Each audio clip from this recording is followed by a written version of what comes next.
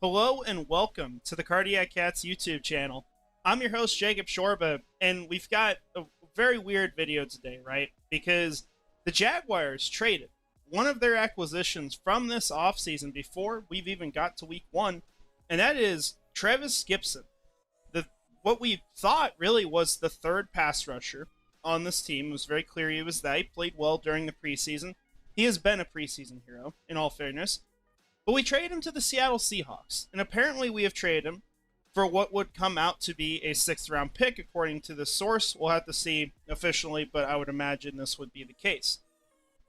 I am very torn on this, and I think other fans might feel the same, or maybe they're just one way or the other. It's a very curious move, because on one side, if we go over to the salary cap, if you traded him for a sixth-round pick from Seattle, which is a team that is probably going to be middle of the pack this year, you basically paid $67,000 for a sixth-round pick. Massive win, just only considering that, right? Now, what are the Jaguars going to do with that pick? Of course, you could say that, oh, maybe they draft another Jalen Camp, and this pick isn't worth anything. It's always possible, right? But that part alone looks like this massive objective win. But then you go over to the depth chart, and you look at what they got behind Josh Allen and Travon Walker, and this is where this move just loses me, quite frankly, and where I just get very confused on what the plan is exactly, because now you're talking about who's your top backup. I mean, they've even got Yasir listed as more of a linebacker here, but I would imagine he could play a little bit of defensive end. Obviously, the issue with him, if you remember when he was drafted, is that he's short. He doesn't have ideal length. If it wasn't for that, he'd actually probably be a really good backup here, and maybe he does something. But that's kind of your bet. Otherwise, you're talking about guys that are more of interior defenders. You're talking about linebackers, and those people don't really fit the role. And so I'm very curious to see what Jacksonville plans to do here. Because, simply put, if they just trade Trevis Gipson for a sixth-round pick and don't do anything to shore up their needs, which I would have to imagine they're going to do something. If they don't, it's damning, right? There's no way around it. It is essentially operating as if nothing could go wrong. And I don't want to bring down the hammer of God on them necessarily before we know exactly what this team looks like in week one and going on from there. But you have to see a move. That's very clear. This defensive line has two very good starters on the edge. One obviously much better than the other because Josh Hines-Allen is a great player. But there's just nothing behind it. So that's the curious side of this. So I'm curious to see what people think, right?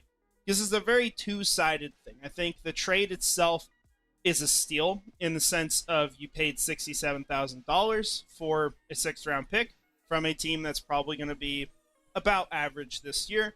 It may be better. You know, they've done some good things in Seattle this offseason. I'm not taking away from that.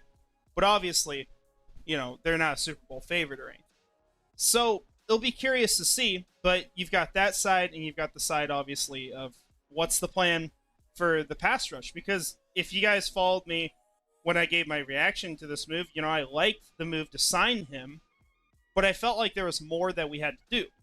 It's very clear to me that, like, this team has not done enough at edge. We brought up multiple players that they could go after. DeMarcus Lawrence. Even mentioned Trey Hendrickson as a big move. Now, I'm not also a huge fan of spending money and, you know, blowing it all because I think we've spent quite a bit. And I think the payments that this team's going to make over the next few years is going to drastically increase compared to the salary cap even going up. But you think you got to make a move, right? And so we'll have to see what they do. There will, of course, be a lot of players that will be hitting the waivers, that will be getting released over the next day. Maybe there's a really good guy that comes available. We'll just have to see what happens. But it's a very polarizing topic, I think, and one that we're just going to have to kind of take time and see exactly where it goes. So, short video. That's all I've got here. Not a whole ton to talk about aside from that. As far as our plans for before the regular season, I had planned originally to record preseason recaps. Unfortunately, Didn't really work out for the second and third game. Second game, I was gone, out of town. We were working all day as well before that because I had to clean stuff at my job for Chiefs camp because they just finished up. I worked that during the summer. And then this last weekend, I was not available to really watch it because we were working a football game then. So, yeah, unfortunately, I wasn't able to get those videos out.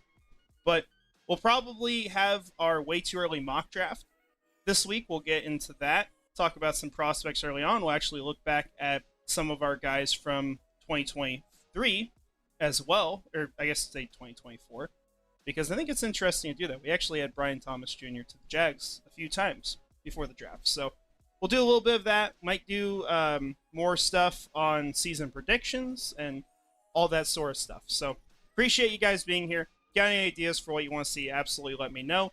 And I'll see you in the next video. So take it easy. Finally, go Jags.